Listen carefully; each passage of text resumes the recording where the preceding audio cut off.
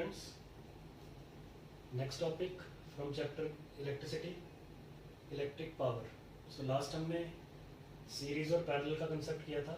आज हमारे पास next topic है इलेक्ट्रिक पावर. सो आज हम देखेंगे ये इलेक्ट्रिक पावर क्या होता है. जैसे 9th में भी हमने ये किया था. सो बेसिकली इलेक्ट्रिक पावर किसी भी डिवाइस के लिए जितनी वो इलेक्ट्रिसिटी कंज्यूम करता है या इलेक्ट्रिक एनर्जी कंज्यूम करता है पर यूनिट टाइम, उसे हम क्या बोलते हैं, इलेक्ट्रिक पावर. सो इसे सिंपल हम E के साथ डिनोट करेंगे, सॉरी P के साथ डिनोट करेंगे. P is equal to E upon T. E is electricity और we can say electric energy and T is time taken. So power का सिंपल फॉर्मूला हमारे पास क्या हो गया, E अपॉन T. अब बात करते हैं अब इसके SI यूनिट्स की. SI यूनिट्स में एनर्जी हम जाउल्स में मेजर करते हैं और टाइम को हम सेकंड्स में मेजर करते हैं. तो यूनिट्स क्या बन जाएंगे, जाउल पर सेकंड. इसे ऐसे भी लिख सकते हैं, जैसे आपको ठीक लगे वैसे आप लिख सकते हो, joule per second. So basically power, जितनी भी इलेक्ट्रिकल एनर्जी कोई भी डिवाइस जितने टाइम में कंज्यूम करता है उसे हम सिंपली क्या बोलते हैं, इलेक्ट्रिक पावर. सो बेसिकली जैसे जो बल्ब्स होते हैं हमारे या ट्यूबलाइट्स होती हैं उन पे मेंशन होता है उनकी what.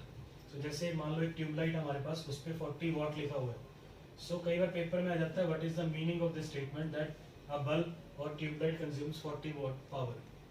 So it means simply हम इसे ऐसे भी लिख सकते हैं, वॉट को जाउल पर सेकंड. इसका मतलब जो इलेक्ट्रिक बल्ब है या जो ट्यूब है वो एक सेकंड में कितनी एनर्जी कंज्यूम कर रहा है, 40 joule. So statement 40 what means 40 joules of energy consumed in 1 second. So simple topic, वो समझ में आ गया होगा सभी को. So next चलते हैं नेक्स्ट टॉपिक पे. So नेक्स्ट टॉपिक हमारे पास क्या है, electric energy. So basically electric energy means जितनी भी इलेक्ट्रिसिटी कोई भी डिवाइस कंज्यूम कर रहा है. So बेसिकली जो हमारे पास इलेक्ट्रिसिटी बिल आता है उसको हम कैसे कैलकुलेट करते हैं, इलेक्ट्रिसिटी बिल को. सो नेक्स्ट टॉपिक हमारा यही है कि how to calculate electricity bill. So अभी हमने एक फॉर्मूला किया था, power is equal to energy upon time. So यहाँ से अगर हम इलेक्ट्रिक एनर्जी की बात करें तो एनर्जी किसके बराबर आ जाएगी हमारे पास, पावर इनटू टाइम. सो सबसे पहली बात, जब भी हमने इलेक्ट्रिकल एनर्जी को सॉल्व करना है तो जो हमारी पावर होगी वो किस में मेजर होगी, किलो वॉट में. जैसे हमने पहले वॉट में बात की थी, अब हमारे पास क्या है, किलो वॉट. सो सिंपली जो टाइम होता है हमारे पास वो यूज होगा इसमें आवर्स में. सो एनर्जी किसके बराबर हो जाएगी हमारे पास, सिंपली किलोवाट मल्टीप्लाई आवर. सो कई बार पेपर में सिंपल डेफिनेशन आ जाती है 1 किलोवाट आवर. सो ये 1 किलोवाट आवर क्या होता है. सो जब भी कोई device 1 kilowatt power simply 1 hour में यूज करेगा तो उसकी टोटल एनर्जी कंज्यूम्ड क्या होगी हमारे पास, 1 किलोवाट आवर.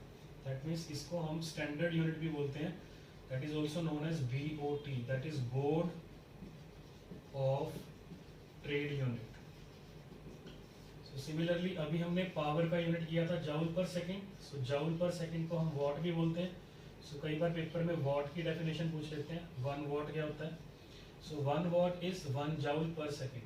दैट मीन्स जब भी कोई डिवाइस एक सेकंड में 1 जाउल ऑफ एनर्जी कंज्यूम करेगा तो उसकी पावर कितनी होगी हमारे पास, 1 वॉट. सिंपल है. अब वापस आते हैं टॉपिक पे, हाउ टू कैलकुलेट बिल. इससे पहले हम पावर के कुछ फॉर्मूलों की बात करते हैं. सो अभी हमने पढ़ा था पावर एनर्जी अपॉन टाइम के बराबर होता है. सो पावर का एक और फॉर्मूला हमारे पास क्या हो जाएगा, यहाँ से अगर देखें, power is equal to energy is also equal to work done. So यहाँ से वर्क का एक फॉर्मूला हमने पीछे पढ़ा हुआ है, V multiply Q upon T. सो यहाँ से Q अपॉन T ये हो जाएगा करंट के बराबर. सो पावर का सिंपल एक फॉर्मूला तैयार हो जाएगा हमारे पास, V मल्टीप्लाई R. अब यहाँ से ओम्स लॉ अप्लाई कर सकते हैं हम, V की वैल्यू IR पुट कर सकते हैं. सो पावर का एक और फॉर्मूला तैयार हो जाएगा हमारे पास, I square into R.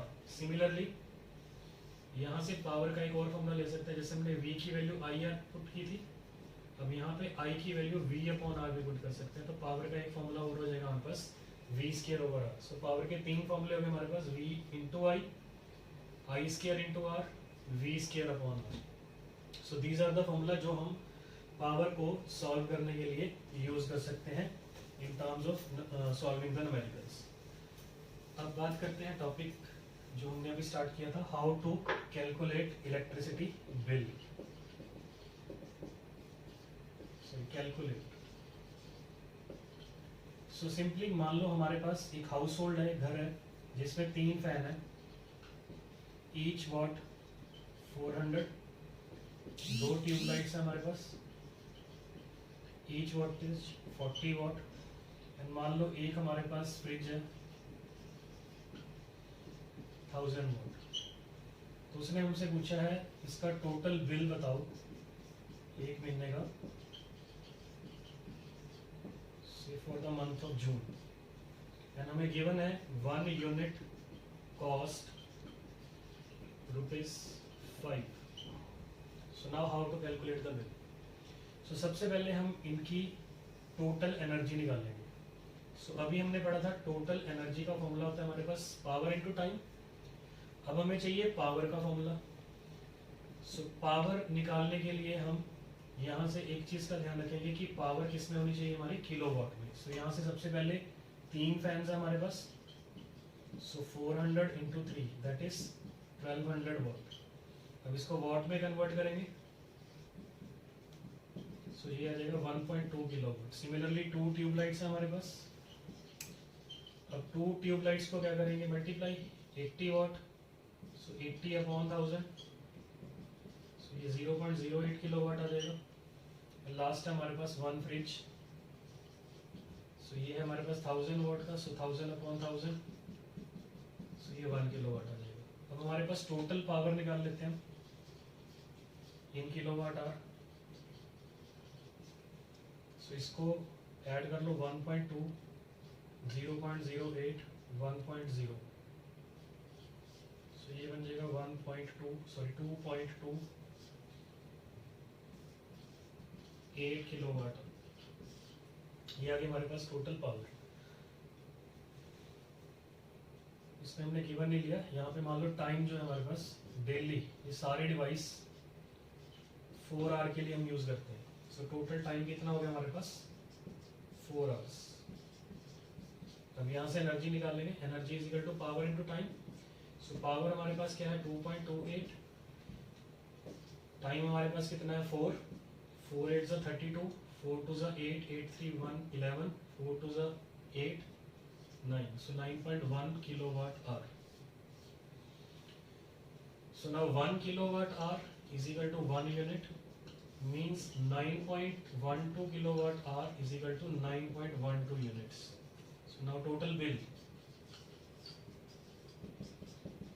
one unit cost 5 rupees, so 9.12 units cost 9.12 into 5, so 5 2 are 10, 6 5 9s are 45, so 45.60 rupees he has to pay. So समझ में आ गया टॉपिक सभी को। इस तरह से हम जो हमारे घर का बिल है उसको कैलकुलेट कर सकते हैं। सो ध्यान से इस वीडियो को देखें और इसको ध्यान से समझें, ये टॉपिक बहुत इंपॉर्टेंट है। सो आज के लिए इतना ही। Thank you, have a nice day.